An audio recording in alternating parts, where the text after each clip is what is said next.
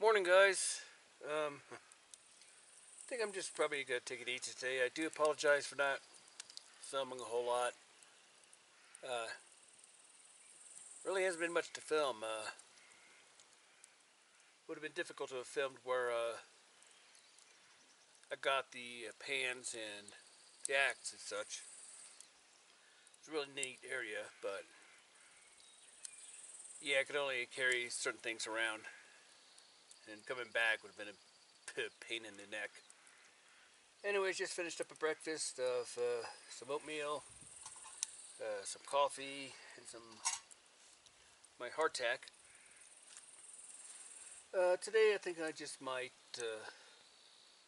show off some of the skills I do. I might, need to cut a piece of wood here for make a temporary button. The button on my sleeve here, my long hunter shirt, broke in half. But yeah, I think I wore myself out good yesterday. I'm just kind of real, stiff and sluggish today. Didn't help that also last night got pretty cold. So, anyways, I think I'll probably demonstrate the sling later on. I brought my sling with me. So, see you then. Hey guys, while I was out and about scrounging for rocks, for the slinging demonstration I'll be doing, came across some punk. And I've never made charred punk before, mostly because where I live out in the desert, it's like when what trees we have are pinyon and some cottonwood, and they just turn to dust as soon as they die. Pinyon just turns into a rock. Cottonwood just starts turning into this duff. So yeah, I haven't never had much of an opportunity, but got my charring tin here. So gonna give it a try, see if it works. Hopefully. If it does, hey, great. If it doesn't, oh well. So let's start charring it up.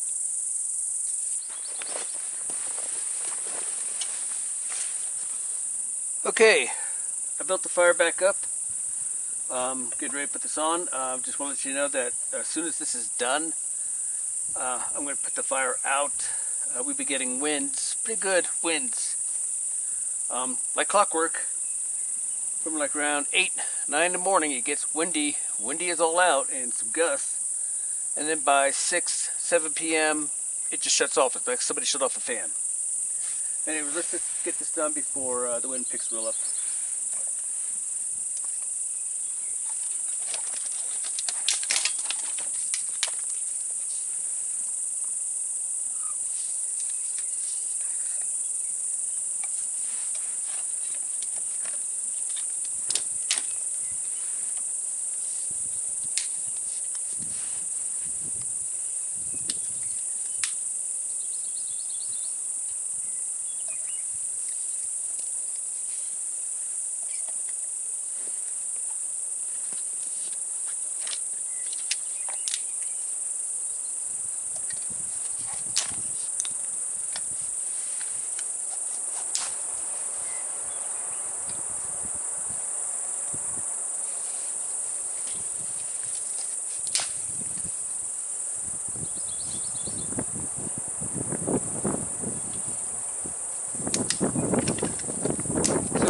Do it differently. This is the way I do mine, and it seems to work.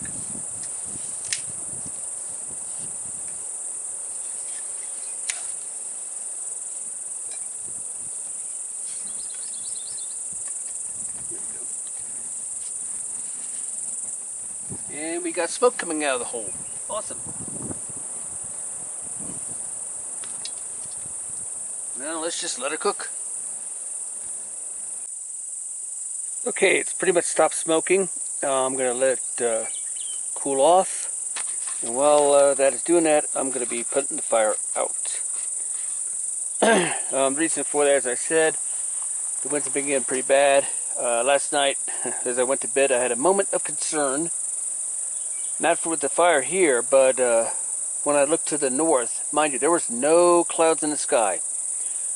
And there was this huge cloud-like form above the mountain to the north. And I'm like, That's not a cloud. That's fire. And what concerned me was the fact was that's the way was brought in. Now, mind you, Friday, early morning, before I set out, we had some thunderstorms close to that area.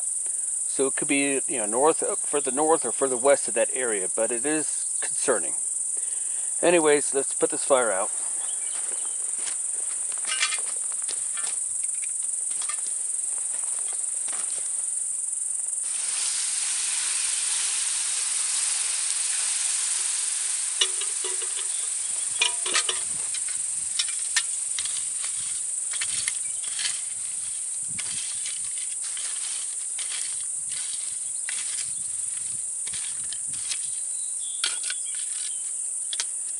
I'm gonna have to go get some more water.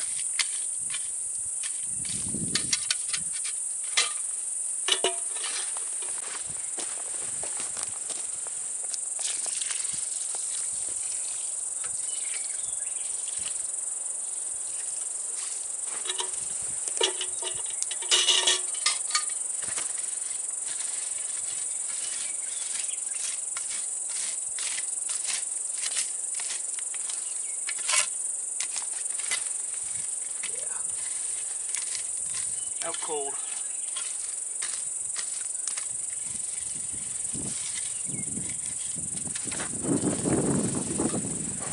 When you put a fire out, you want to make sure it's out cold to where you could actually do this and not be burnt or feel any heat. Warmth is okay, but not hot. So there you have it. Well, now let's see if the chunk char actually worked. Well, look what we have here. A cicada. I know those of you back east are encountering the 17-year cicada swarm. But if you don't hear it right now, that's what you hear right now, the cicadas here. So, see if I could get them to move.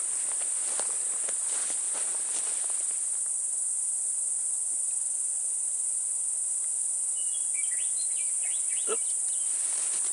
Sorry about that. Yeah. Let's see here. Yeah, it doesn't look like he's doing that well. Let's see here. Nope. Anyways, it's a male, and from the looks of it, he's finished his duty, and now he's just dying. So, but one thing I could say about that is the jays around here are going nuts. I mean, they're flying around and picking them off trees and having a smorgasbord. Anyways, let's get back to the char. Alright, well, here we go. We got some char. As you can see, it lost its bulk quite a bit. So let's strike it with a ferro rod and see what it does.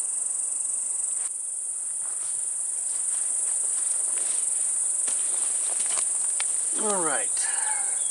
I'm going to try to get into the shade as much as I can so we can see what we're doing here. So.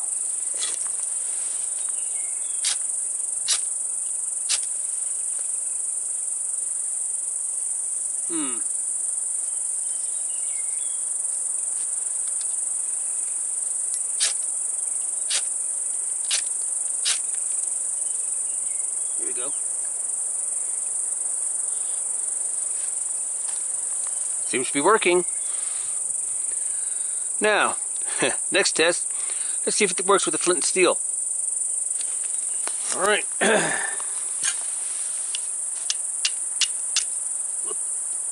Bloody hell.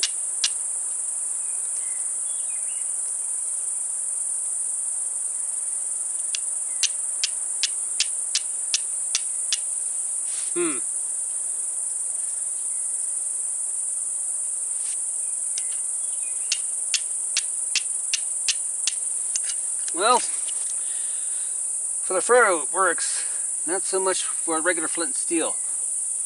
May have done something wrong or just the wrong type of punk. Oh well, it's worth a try. Hey guys, as I was getting some water here, I've been coming across this plant, and I figured I might as well point it out here. Yeah, let me get a better sitting position here. Alright, of all the plants to learn, this is one of the probably top ones that you really should learn. This is a Yarrow. It is a very, very helpful plant. You know, not necessarily medicinal. You can make a nice tea out of it. But what it's mostly known for is its medicinal qualities. This plant can break a fever, can reduce pain, stop bleeding. I've cut myself a couple times, not here, surprisingly. But what you do is you take the leaves, you mash them up in your fingers, and you put it on the wound, and within less than a few minutes it'll stop and clot up. The blossoms can be even used for more severe cuts.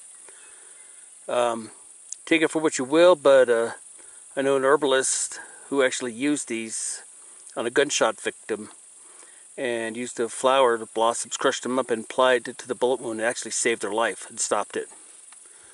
But aside from the pain reducing and blood clotting, the root, believe it or not, could take it out, clean it off. You have a toothache, tooth pain that's really bad, bite down on it and you'll numb it. And it'll numb your entire mouth, it'll numb your tongue, and you'll drool like a dog looking at a steak. So there you have it. I thought I'd give you a little heads up here and a plant that you really should know. There are similar plants that, you know, really, one is wild carrot. It's not poisonous. The root's edible. But the other two you should know is the wild parsnip, which could cause a severe rash, and the deadly one. Oh my God! It just went from night. Hold on.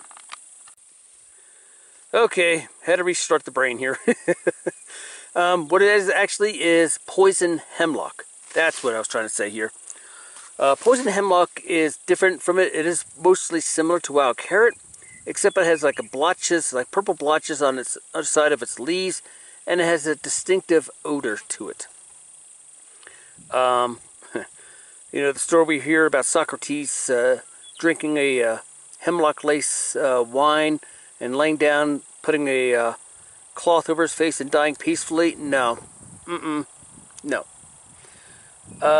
If you get poisoned by poison hemlock, it is a horrid, horrid way to go. Of which is it starts affecting your nervous system. So you start having convulsions. But the worst of it is it paralyzes your diaphragm. So you're basically choking to death. You can't breathe. And you have people clawing at their throat, thrashing around, and finally dying a ignominious, horrible death. And that's probably the end of it. You probably mess your shorts in the process. So yeah, that's not a great way to go. So there you have it. My advice is learn poisonous plants first so you know what to recognize. And learn this plant. No Yarrow. You'll be glad that you did. Oh yeah, and I also forgot to mention about this plant. Yeah, prayed for it. This plant is exceedingly useful for women, especially that time of the month. It relieves the cramping and irritation and such. My wife has used it before, much to my relief. So there you have it. Yarrow. Hey guys, don't know if you know this or realize this, but right now where I'm looking at, this was in Ron and Karen's video, Cave Cooking 1. This is the cowboy camp that she went to get some of her stuff. Well, obviously someone came by and cleaned it out, either packed it out or whatever. But thought I'd give you a little this tidbit here. I think it's kind of cool. I'll post a link up to that video if you want to go order it. Alright. Hey guys, I know I mentioned that I'm a little bit worried and kind of paranoid about seeing smoke and whatnot, and with this wind, seeing what I thought looked like dust or smoke. It's not. It's I don't know if you saw that, pine pollen.